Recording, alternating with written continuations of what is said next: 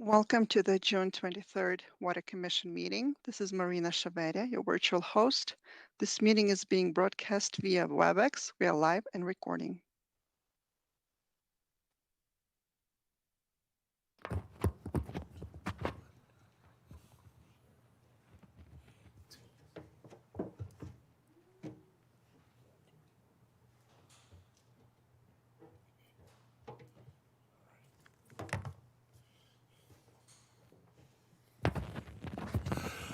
Okay, I think what we're going to do is go ahead and begin. At this point in time, it's 3 o'clock sharp and we're moving. And we're live online, so that is good. So as usual, I think what we will do first is call the meeting to order at 3 o'clock sharp. And then we will start for a roll call. And let me just go around the room, starting with you, Jim, and then we'll go online. Jim Morris. Mickey Conway. Don Langley. Jack Hilbert. Roger Hudson. You weren't sure there, right? Clark Hamelman. Messing with the microphone. Evan Ela. Tricia Bernhardt. Yeah, we've got a lot of shuffling of mics at the table, if you hear that. Online, who do we have? This is James Eklund. Sean Tonner. Okay, and I'd like to note that Harold just walked in and sat down, so I think we got everybody here at that point in time. So first thing we'd like to do is get approval of the minutes for the last meeting. So if anybody would please give me a motion, or if you have to make changes or prefer to make any edits, please bring those forward at this time. Motion. We have a motion to approve. We have a second. All those in favor, please say aye. Opposed, nay. Abstentions? Good to go. All right, we have one item for possible consideration. This is the Pinecrest Community Church. As usual, we'd like to just give the commissioners an opportunity to opine, provide any statements they may have if they choose to. If not, they can also still apply directly to the Planning Commission at that point. So let's start and go around. Anybody got any questions or concerns about this particular application? Clark Hamelman, excuse me. Yeah, I thought it was interesting reading through the Pine Crest application. Basically, they're just asking to split one 35-acre lot into two, split the water into two. I don't have any issue with any of that. My comments are, in there, it said for one of the proposed half-size lots, they were going to have 2 acres of sod, and the other one, they were going to have 3 acres of sod. And that was it. There was no comments, no remarks about how they were going to irrigate this, what kind of sod it is, how much water it was going to take to keep that sod green, what their plan was for that sod. And it strikes me that one of the things that this group has been talking about over time is how we, or whether we should, the county should have rules, guidelines, direction on how, how we dump valuable water on water soaking sod, and whether there ought to be some limitations or at least some explanation as to what the benefit of pouring that water on sod is. So I just want to pass that comment on. Hopefully, an outcome at some point of this group will be some guidelines and some recommendations on how we limit the amount of water we're dumping on sod that stays green for a week until we dump water on it again. Anybody else? Harold? I have a very similar concern. I think that's well stated. You know, we have such an effort on sustainability in our county, and all the municipal districts are enforcing it. I think it is something that should be looked at. I'm not sure I would say no to this application, but I think it's something the county should look at, guidelines at least. The other question I have on this one, we're splitting a church it was kind of a residential tap. We're splitting a church and then putting in a commercial business, a dog kennel. And I really questioned the wisdom of putting commercial businesses on the aquifer. I think that's something we should be looking at. On the what again? On the Okay. aquifer. We are, last time we met, it was a coffee shop going on the aquifer, but it had already been kind of a coffee shop. So, but I think I would ask the county to be thinking about what should our rules be about commercial businesses on the aquifer that have no potential of connecting to a renewable system. Anyone else? So staff could please collect those comments and pass them on. That would be appreciated. It's great. Good.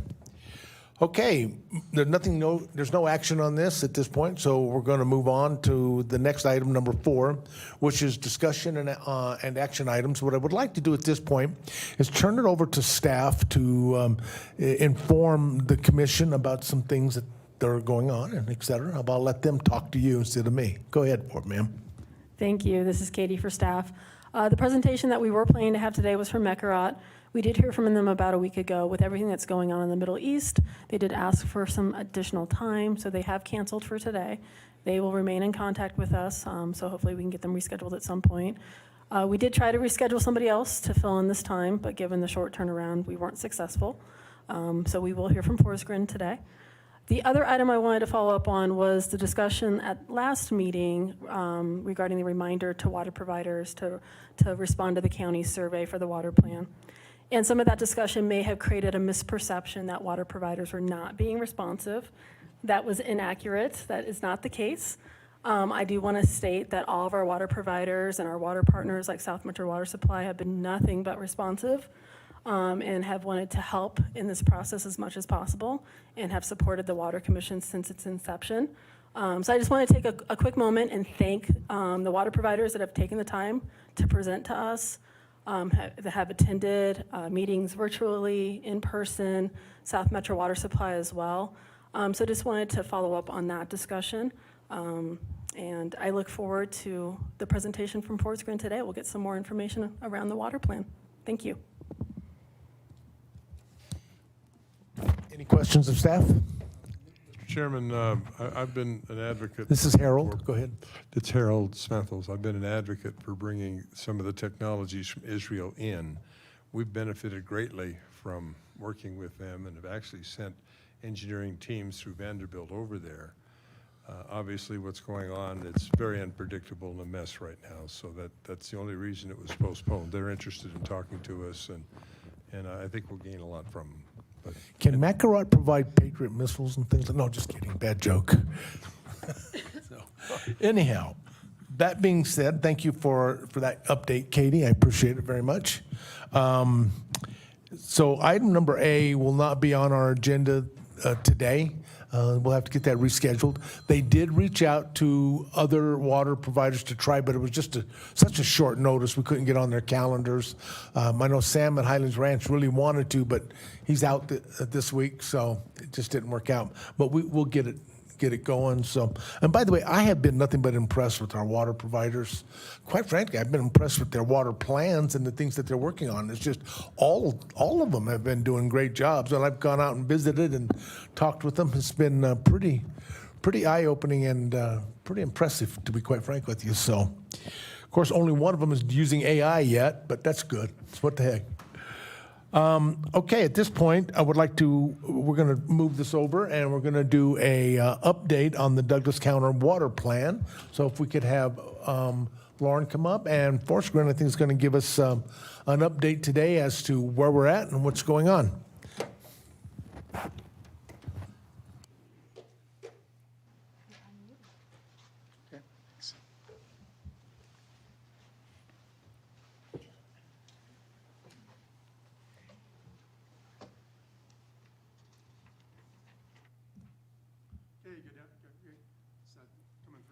Yes, there we go.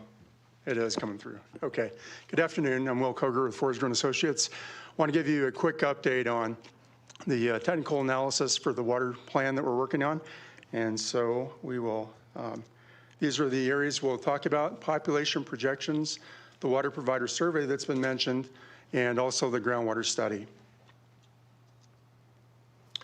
With regard to population projections, we are, with the water plan, projecting our population and demands through 2050, and it's the 2050 water plan, so that all fits, right? That all goes together, makes sense. And there are a few different sources for information. There's the State Demographer's Office, which is showing that through 2050, they're projecting that Douglas County's population will be about 467,000 by 2050. That differs somewhat from the Douglas County Comprehensive Plan that shows through 2040 there would be 484,000 people in the county. And so how do you fit those together is part of what we're looking at. And then also we are getting the survey results from the water providers, and that also is going to be another piece of information to see what they're projecting for their demands. And so we're gonna mesh those together in some way and go through that with staff and have a recommendation at some point on what those projections should be for our further analysis. And with regard to the water provider survey, we're about halfway through with receiving those survey results. 14 have completed the survey out of the 31 water providers in the county, and 4 of them are South Metro Water Supply Authority members. And at this point, I just wanted to acknowledge that the South Metro Water Supply Authority has helped us in coordinating the information from their membership and getting the survey out to them. And so we certainly appreciate their help and them helping coordinate that with us. There are 12 that are currently underway, including 8 from South Metro Water Supply Authority members. And there are 4 for which we've not been able to connect with them yet. And we've sent the survey by email. We've made a few phone calls. We haven't gotten return calls. In one case, one of their voicemails was full up, and so we need to check and see how we can get in connection with those 4 providers. And then there is one for which the survey is not applicable. Although their service area extends into Douglas County, they consider it to be non-developable, and so they really don't have a part in providing survey information for us.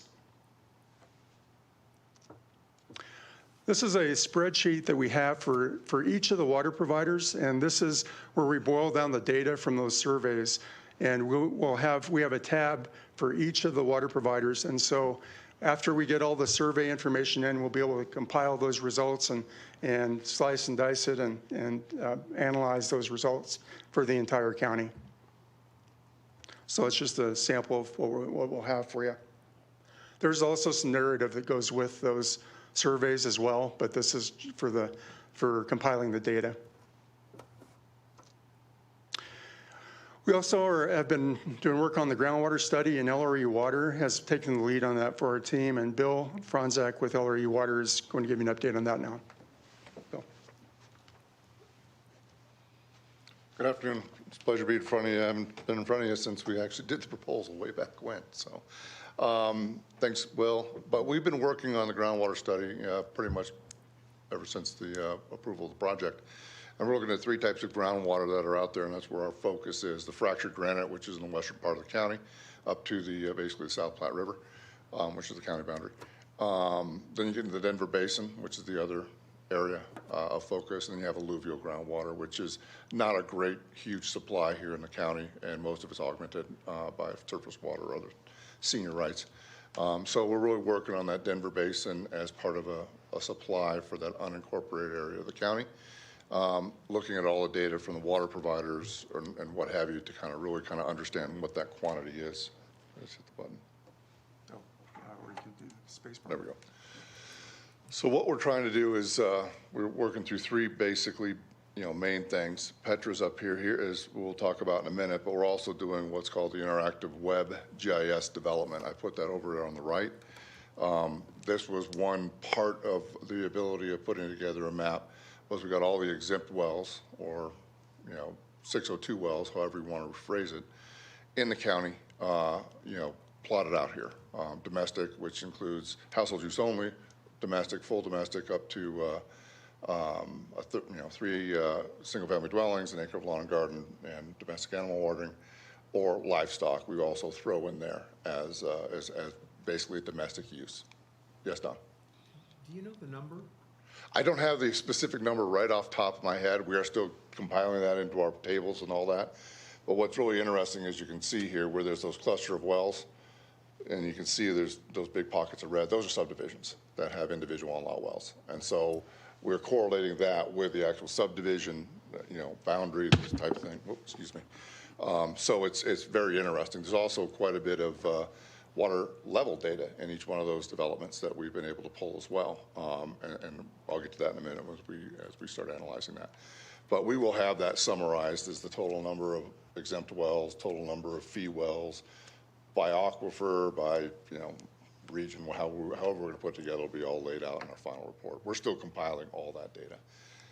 The challenge is the state engineer's office has a pretty interesting database. I mean, like we'll have 4 well permits for one lot, or 4 owners for one lot, and it just depends how they fill out various paperwork. So we have to filter all that and figure out what's there, what's been abandoned, what's been re-drilled, all that fun stuff. So it takes a little time. So we're still working through all that.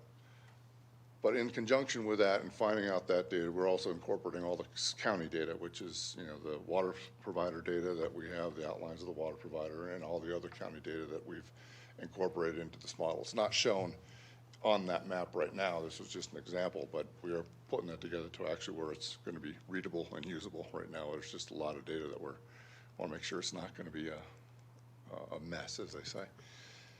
One of the key components is going to be the Petra analysis. And so what we've done in the Petra analysis is we've reviewed over 555 geophysical logs across the county. We've determined the lateral extent of the county's unincorporated areas. The incorporated areas we've carved out because most of the incorporated areas in the county have deemed consent on Denver Basin groundwater, which means they own the groundwater underlying their land as a result of deemed consent for the most part. As well as a lot of the subdivisions that by decree or something along that line. I hate to interrupt, just one real, would you just explain to everybody, because we are online, what Yes. Petra stands for? P-E-T-R-A? Petra is just the name of the analysis tool Okay. that basically takes a look at the geophysical logs from various sources, whether it be the state engineer's office, oil and gas commission, private, whatever it might be, that we're able to gather this database and synthesizes this instead of having it up on a wall where you're kind of picking the tops and bottoms of each of the different aquifers. This program with the right coding will do that for us, as well as look at what I'll talk about in a minute, the net sands, which is what we utilize to compute the amount of water underlying a specific land area. Great, thank you. Yeah.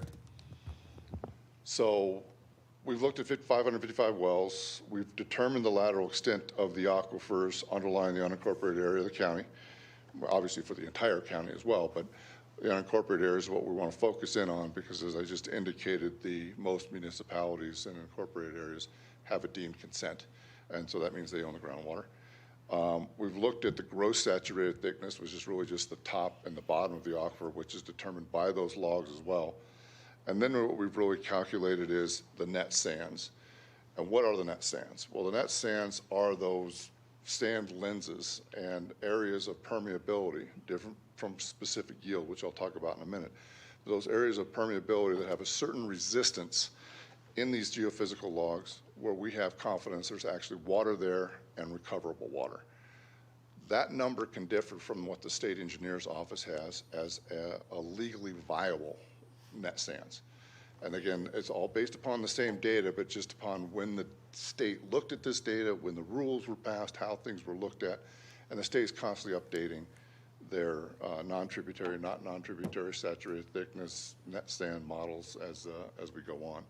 Their model is SB5, which is in relation to Senate Bill 5 in 1985, but it's continues to be updated with new data. This Petra model just does a lot better job. It's a lot more quick. It's, really analyzes those areas where we have resistivity, where we think there's water, and it's, not to get too technical, basically it's 12 ohm meters is what we look at. Anything below that, yeah, there may be water in that sand lens, but it's not recoverable. It's just not going to come out. And then, anything above that, we feel there's fairly good confidence that we're going to get water out of there.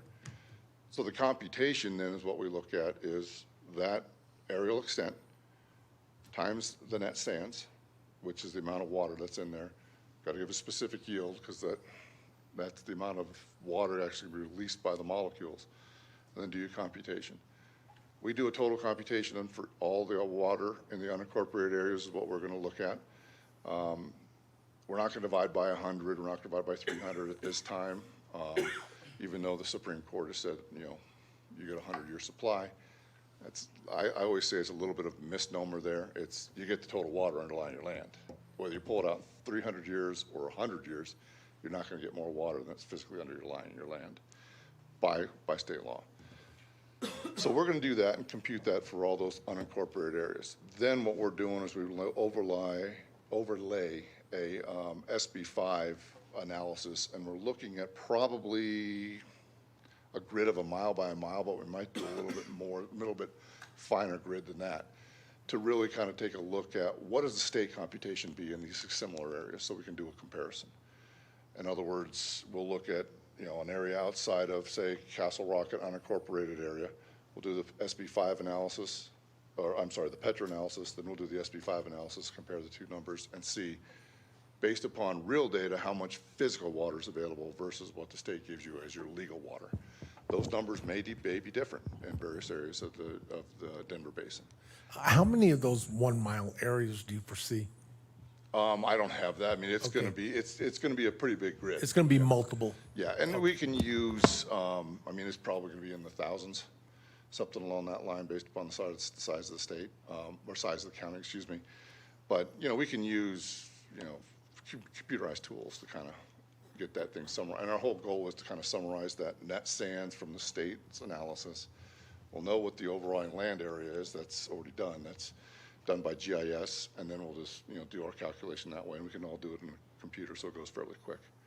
But we want to be able to compare those two numbers. Yeah. So who developed the Petra model, and how does the data get into that Petra model? Tricia, can you use the mic, please? We got to get that on the record. I asked who developed the Petra model, and where does the data come from that goes into the Petra model?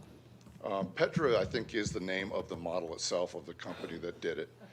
What it is basically taking a look at those geophysical logs and being able to digitize those using AI. From the state, the logs from the state? From what is provided by this to the state, either electronically or in paper from back in the day, or like COGCC has geophysical logs, or there's private like oil companies that you can find geophysical logs or raster analysis or anything like that. It takes that data and is able through AI and with engineering support to make sure get that data in there.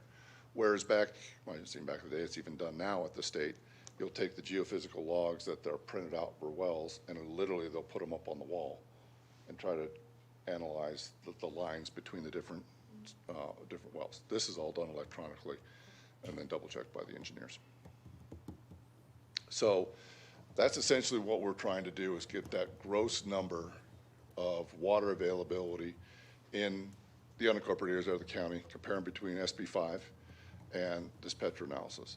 Then what we'll do is we'll be subtracting out, the small capacity wells, or the exempt wells, I should say, from that analysis by aquifer. And again, that's the other thing we can use from Petra, which is really good. A lot of these wells that are in the state engineer's website are all available aquifers, or unnamed aquifer. So you can't really, by that data, figure out, oh, is it in the Denver? Is it in the Arapahoe? Is it in the Fox Hills? We can look at the depth of the well based upon the data that's given to us by the state and plug that into Petra, use AI to basically say, okay, that's a Dawson well, or that's a Denver well, with pretty good reliability and accuracy. So that we're going to be doing that. And again, what our goal is, and we'll subtract out also what's called the pre-213 cylinders, which that is a cylinder that has been created by the state to protect those wells that were in effect prior to May 8, 1973, which was the first time land ownership was come in for Denver Basin water. These were old wells that were drilled, had to have a statement of beneficial use, all this other fun stuff under water court. They have a certain amount of water that comes out, and the state needed to figure out an overlying land area so it could compare apples to apples in the Denver Basin. We'll subtract those out as well. Long story short, we're going to get how much water is available, either physically by Petra or legally by the state in unincorporated Douglas County. That's our goal when we get through it. And you'll be able to look on this integrated map about where this is and how things are looked, we'll have the cross sections, all that fun stuff to really give a good analysis of what water's going on in the incorporated areas of the county. Let's see. That was a cross-section there at the bottom of Oh, the yeah. slide. How do I go back? Let's screw this up. Maybe those arrows right there on the right of the screen. That's right. Shoot. Maybe you can help. Yeah, you can use the black arrow. So I thought I did, but I screwed that up. There you go. There we go. So down below is what is a simulation of what we're going to have as this analysis with the cross sections. And as you can see in this example, those bars that come off of the geophysical log, that's based upon what we see as those net sands. So you can see the gold color, the red color, and just visually you can see, like for this specific example, in the Fox Hills, you got some pretty good lenses in there that have some good water producing capability that based upon the data we see that, in that area, you're gonna see some pretty good water development. But if you go down to the Fox Hills, say that middle one, you got very little of that yellow in there. So that may not be a good area. The Fox Hills may just not produce good water in that area, which is not unheard of in the Denver Basin. You can go 2 miles or half a mile away from a good producing well in the Fox Hills or Denver or Arapahoe and get nothing. It just depends on the different shales and clays and all that fun stuff that's in those aquifers. So that's going to be there'll be something similar to that we're going to be developing, for multiple north-south cross sections and multiple east-west cross sections across the county, so we can have a good look at what that groundwater looks like in the Denver Basin. So I talked about we're quantifying the SB5. We're sorting and categorizing the well database, as you said, Jack, just to kind of give a good idea of what all those different wells are. The fee wells, what aquifer, total quantity, so on and so forth. The other thing that we're looking at, we'll be doing tabulators of the Denver Basin adjudications. And one thing that I didn't put on this is we're doing the water level trend analysis. We're looking across the county with USGS or DWR data. We'll be looking at hydrographs in that area, various parts of there's pretty good data out there, so which we're very happy with. Other counties, there's not nearly as good a data of water quality.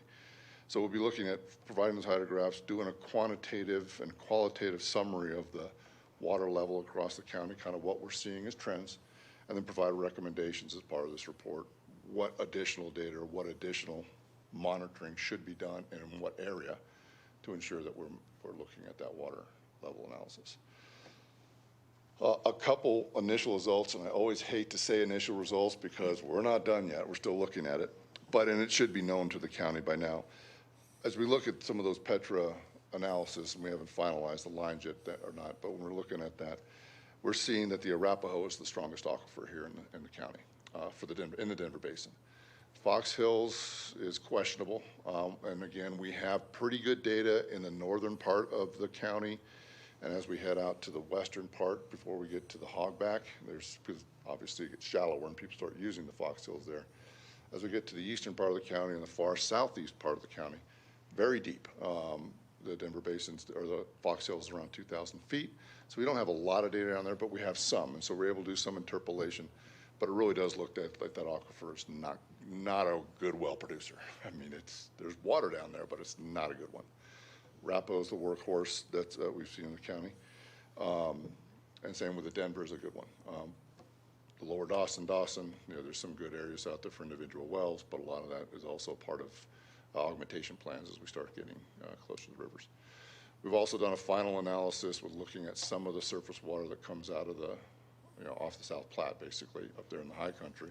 And a lot of those surface water diversions are owned by municipalities. There's not a whole lot there's some private ditches here and there, but for the most part, it's, the municipalities has come in and really kind of grabbed up that stuff. So there's aug plans. It's really interesting if you go right across the other side of the river into Larimer County, I think. You got Mountain Mutual out there, ditch company, which is doing all the aug plans for all the individual inlet wells. In the county, when you're up there looking at the fractured granite, we didn't notice any at least initially, as our initial grab, didn't notice any augmentation plans up there. All the wells that are in the fractured granite are individual wells as household use only as a result of the age of the well, age of the lot, excuse me. Most of them are pre-72 lots, so you can get a household use only well, or there's been some sort of exemption, but we haven't seen what we see on the other side of the river, the west side in Larimer County, where every well is a fee well up there. Every well is part of an aug plan that is maintained and managed by Mountain Mutual Reservoir Company. So it's interesting pulling the data together. And again, we're there. I was telling Will this morning, if you go on a scale between 0 and 10, 0 being we're just starting and 10 is the final report, we're probably in that 60% range. We've gotten the data that we want. It's now analyzing it and getting it into a readable format and then getting it put into that report. So that's where we are right now. Yes, sir. How will you use that data to forecast usage and sustainability? We'll be looking at some of those trends analysis and also looking at how much water is physically available and recoverable based upon this analysis we have versus what's currently being used. We want to look at the water trend analysis because the Denver Basin is not a big bathtub, as we know.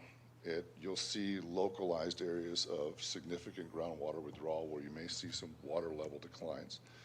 You'll see other areas where there's no water level declines and are actually still using the piezometric head. Some of the other things we'll look at is how are those wells constructed in these subdivisions? An initial analysis that I looked at, just a few, and this, again, we're still in the initial phases. A lot of these wells are constructed as was expected.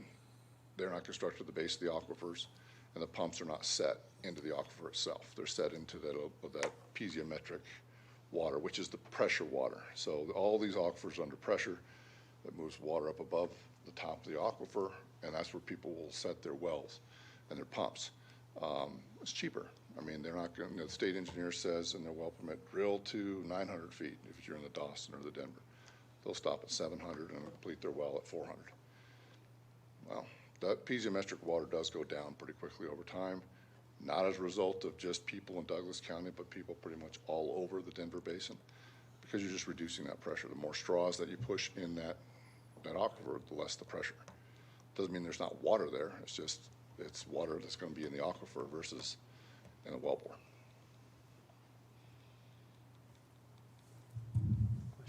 Jack? Any questions? Yeah, Don? Yeah, Don Langley. You said you were only looking at the unincorporated areas, right? Yep. So will we have, we won't have petro-analysis kind of work on incorporated areas, which to me would be the existing water providers? Yeah, I mean, the Petra analysis will go across there because we're going to do a straight, basically north-south lines, north to south and east to west across the counties. It'll go across there. But we want to be careful that we're not telling, water providers that, hey, I got a decree from the state that says I have X number of water. Okay. And we come back and say, well, really, you got about 60% of that. I want to be very sensitive to telling water providers that. But that tool will be available to water providers to take a look at going, well, it does look like my decree says I have 1,000 acre feet, and really based upon the physical data, I may have 600. So that can go into the calculus of those water providers about how they want to look into their own comprehensive plans and water conservation plans, this type of thing. It's going to be interactive so they can play with it. We just want to be very careful as our team to tell an incorporated area, you have to use so much water and that's it. Well, no, you guys got a decree and you're managing your water the way it is. We want to focus on the county and how the county can look at their water, because the county doesn't get involved with Castle Rock's water supply. So it's this overlay of what you'd call legal water is what you'll go around the municipalities. You won't do that overlay there, but all the petrodata, all the, the depths and the total sands or. Yep. Yeah. Yep, that'll be available to click on and look at. So As that- that's comprehensive across correct. the entire county. Yep, Yeah. it'll be the interpretation from north to south on various lines, and so we'll see all the different wells that we've looked at, and you'll be able to see, okay, as this line goes through, say, for example, the middle of Parker. Okay, here's the three aquifers there that say, here's the saturated thickness from where this line is. We can get a good estimate about what that water's gonna look like in that area. Is it consistent with what our decrees are? Are there additional planning that we need to take a look at? Because it's been our experience across the Denver Basin, not just in Douglas County, but in Adams and Weld and Arapahoe and Elbert, that the Denver Basin aquifers just don't physically produce as much water as the state gives in the legal amount. It's just a tight formation. It just doesn't release that water. So those are some of those challenges we've seen with various subdivisions or even municipalities that say like, well, the state says I have 100 acre feet. I'm getting 50. You can go get another 50, but put another well in. There's your expense. And two, then you start getting a well-to-well interference. And you're like, okay, am I really doing a benefit for my water supply? So those are those types of analyses that can be evaluated by these municipalities as we go forward. Yeah, thank you. So it sounds like you're saying, this is Evan Ela, that the transmissivity numbers in the Denver are not as high as the decrees typically assume? No, it's not the transmissivity. It's basically the amount of water that is in each one of these. We have further availability to look at the net sands. So net sands is that amount of water that's in the sand packages that will release water. Right. In the Denver Basin, there's a lot of clays, there's a lot of other stuff. As we really look at those geophysical logs, it's based upon our experiences. If those peaks in that geophysical log go below a certain amount, which is what we were estimating as 12 ohms, that even though there's water there, it's not physically, it can't come up out of the ground. It's bound by But that's the- a function of transmissivity. It's the drainability of the water. It in the is, sand. it is. It's just a little more complicated than that because we don't know if it's the clays that are in there, we don't know if it's the water chemistry, we don't know exactly what it's gonna be. So it's just what It's kind goes. of an overall transmissivity as opposed to a sand transmissivity. Correct. And so It's- you're saying the overall aquifer might have a lower transmissivity. Yeah, exactly. In certain areas for sure.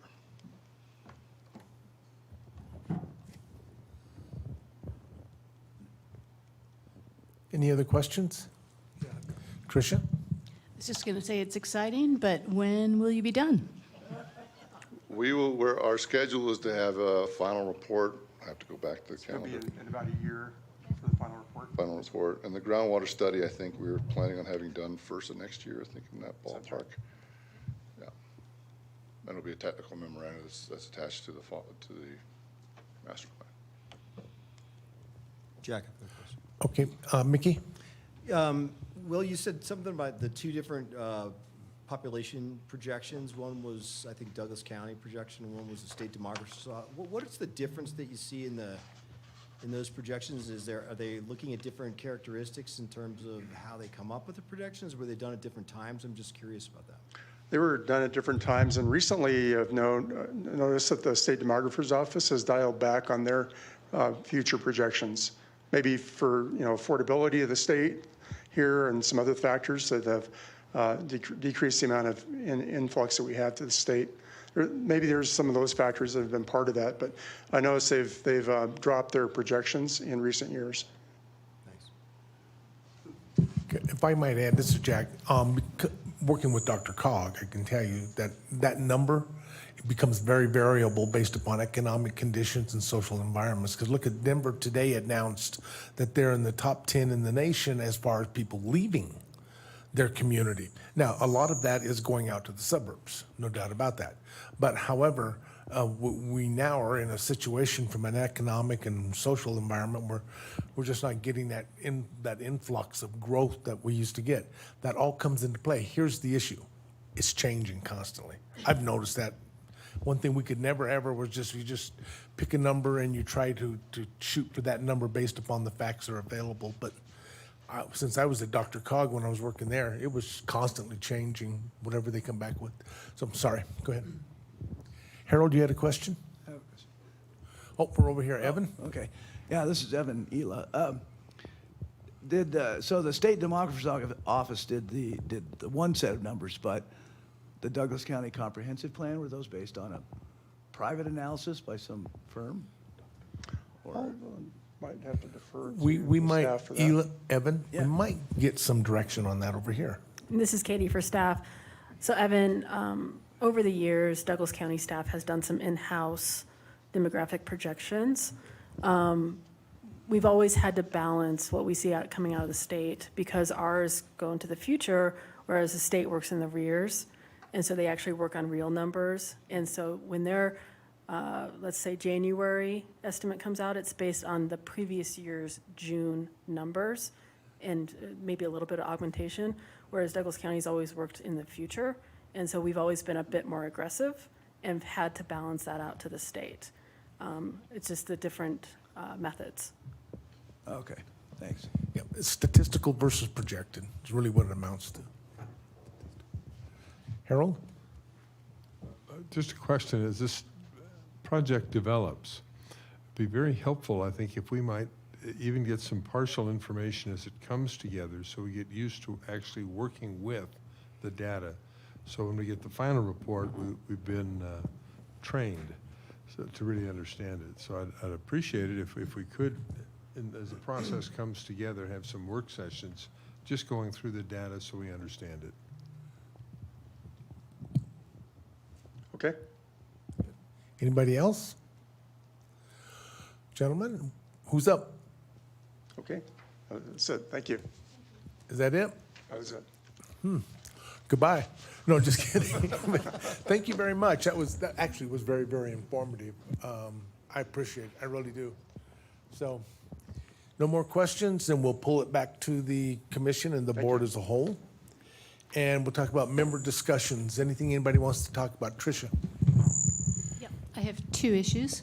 The first is that at the last meeting, Mark Marlowe gave a presentation and he discussed kind of a introduction to ASR at the Castle Rock Water, and I asked if we could have a educational seminar or whatever. The week of July 21st is a week that Mark Marlowe and his ASR expert are saying they could do like a 2-hour information on their ASR development in Castle Rock, show us the location of the ASR, recharge areas, et cetera, and sit down and really have a more detailed understanding of how ASR is working. So my question to the members here is if anybody would like to join me the week of July 21st, please let me know, and I can set that up, and we can all become very educated on ASR, which I think is a really interesting technique and future idea for the county. So that's my first issue. Okay, we're going to come right back to you. Just a quick question about that. That particular week is the week before our normal meeting, right? Yes. Okay, so in the event we don't get a lot of participation, we might, maybe in August or that following week, Tricia might have you give us an overview Sure. of what you Yeah. observed there. So Yeah. take copious notes. Okay, thank you. Tricia, you had a second question? Yeah, second question. In the interest of moving forward the master plan, and of course, it's all very exciting, I personally would like to stay on the commission for a while, but I don't know what our terms are and when we're done. I think my term expires in December. It sounds like some people have been reappointed for additional years. I'm just wondering how that process works and if we can reapply. Katie? This is Katie for staff. And so the county manager's office will reach out to members towards the end of the year to understand interest for reappointment. And it's the county manager's office that manages that entire process directly with the Board of County Commissioners. And then they will do the reappointment process either through a work session or through the business meetings, depending on what the board is. But the county's manager's office will reach out to you closer to the end of the year. Okay, thank you. Anyone else? Yes, Harold? A couple things to consider going forward. There were, I think, ideas come up that we should address later on based on the data we get. I don't want to lose those. So I would suggest, for example, I think Clark hit a key item. Should we have on wells in the county, in unincorporated county, limitations on non-functional grass, decorative grass? And I don't know what the answer is, but it's a good question. And so I'd like staff to keep track of those. Another question that came up is, should we allow commercial activities on the aquifer? And what size?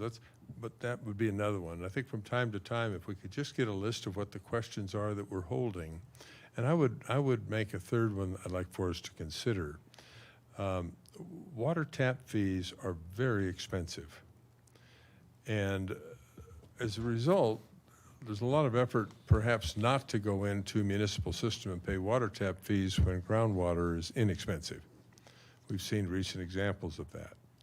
I'd like for the county to consider, at least put on our list, that if there is municipal service available, then commercial use or development use of the aquifer should not be permitted as a matter of policy.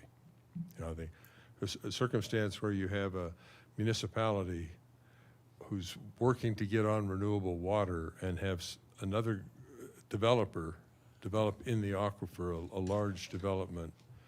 And I would save that developer a huge amount of money on tap fees, but it drains the aquifer. And I think that's something, that would be question 3 I'd like to have, that as this study comes out, that it be considered. Yeah, and actually, Harold, I think that last question is one that, when we get ready to make a decision with recommendations to the board as to what changes we should see, in fact, all 3 of them in reality, that we keep track of those questions so that we can look at the outcome that we get from Forest Grant and be able to say, hey, these are ways we can positively impact this. These are things that are negatively impacting it. And these are things that we would say that the commissioners should study and consider in that regard. So I think we can handle it that way. And I think we'll definitely park and lot it, but make sure we bring it back up and don't lose it. Okay. Anybody else? Yeah, Don?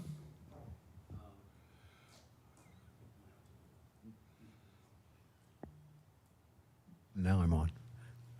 2 quick questions. One, do we know what the county population is today? Is it like 320,000 or so? Katie? The current estimate's closer to 370,000. 370. So that number was saying only 100,000 more people over the next 20 years. It feels light, but it is what it is. It's a lot. Yeah, I mean, we just keep seeing more growth. I mean, in Parker, it hasn't visibly abated yet. Maybe it will. Maybe it'll fall off a cliff. Who knows? Second question, I kind of maybe ask Evan. I thought well permits prohibited use of irrigation on these non-exempt wells, so you wouldn't be allowed to irrigate turf.